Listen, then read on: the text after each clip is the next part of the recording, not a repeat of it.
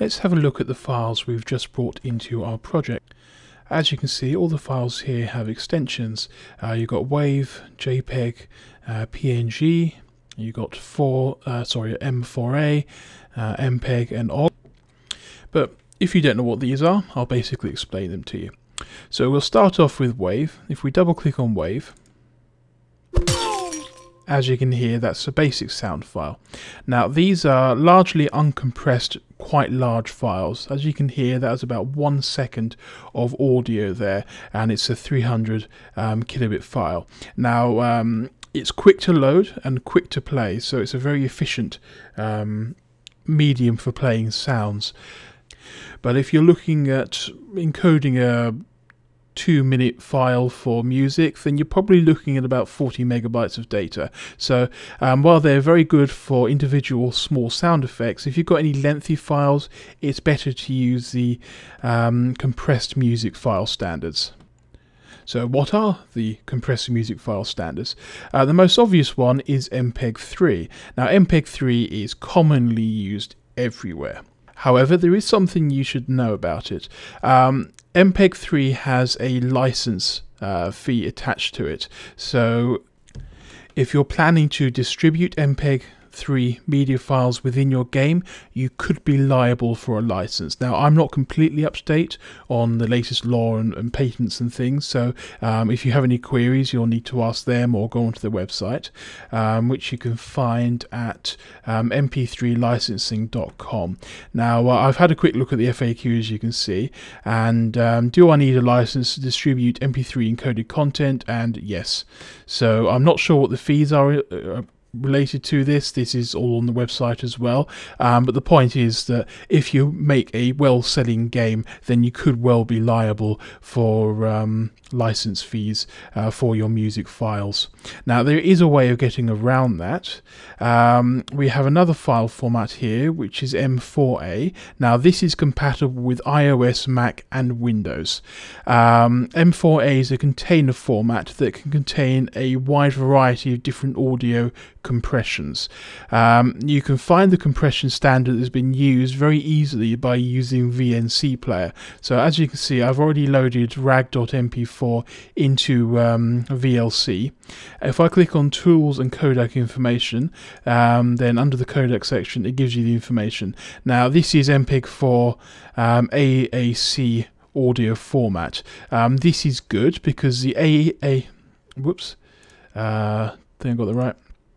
Yep, sorry, the AAC, I couldn't remember if it was ACC or AAC. Anyway, the AAC standard, if we go to Wikipedia, the advantages of it are no licenses or payments are required to be able to stream or distribute content in AAC format. This makes it more attractive to distribute content rather than MPEG 3. So if you're developing a game for iOS, Mac or Windows, then M4A is a way of getting around the MPEG 3 licensing issues. However, M4A will not work on Android. So if we go down here, we've got an OGG standard, which is OGG. This is also known as Vorbis.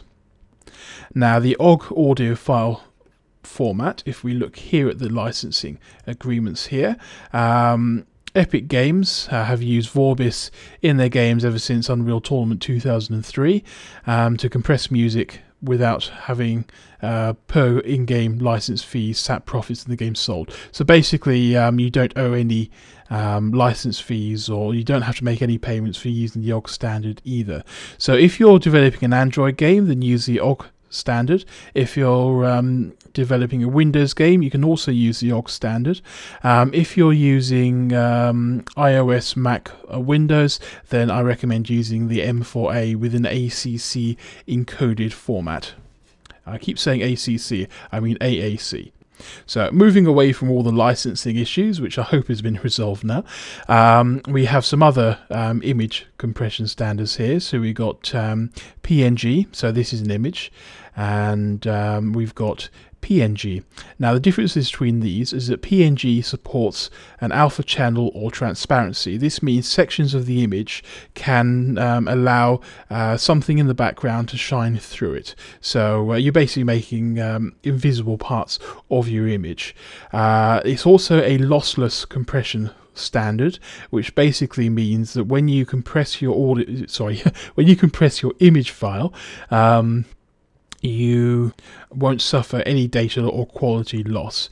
Now MPEG, on the other hand, is a lossy compression standard. This means that you set a percentage, and the lower the percentage of the compression, say 10%, you'll get a lot of blocky artifacts, and if you go all the way up to 100%, then you'll get some very minor data loss. It's a smaller file format compression standard than PNG, but it doesn't support transparency or the alpha channel, which are the same thing. Alpha and transparency are the same thing. So while it yields smaller images, it doesn't offer you the advantages of transparency, and it does involve some image degradation.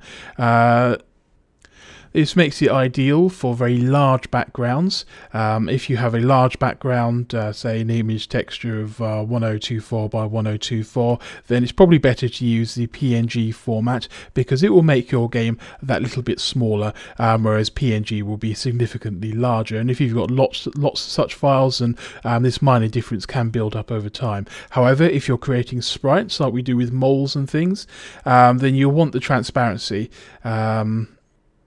feature of PNG. Now sprites tend to be quite small, say 64 by 64 or maybe 128 by 128. I don't recommend making your sprites too big. You can make them larger if you want, but I don't really recommend it. So this means is one last file format we need to look at. Now this hasn't actually been created yet. As you can see, it's just OGGs, waves, PNGs, and etc. Now if we quickly compile our game, so compile and broadcast,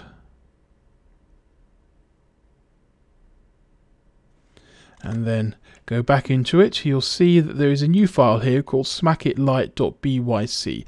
byc is a bytecode file.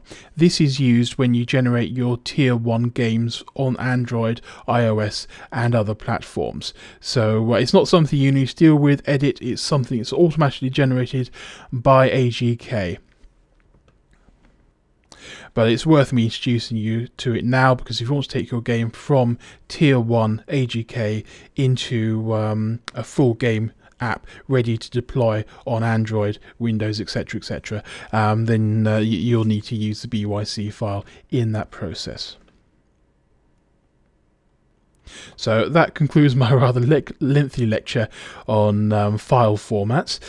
In the next video we're going to talk about the actual game we're creating. We're going to discuss what kind of game it is, how it works, and the general structure of the program, and then after that video we'll be getting on to some serious programming.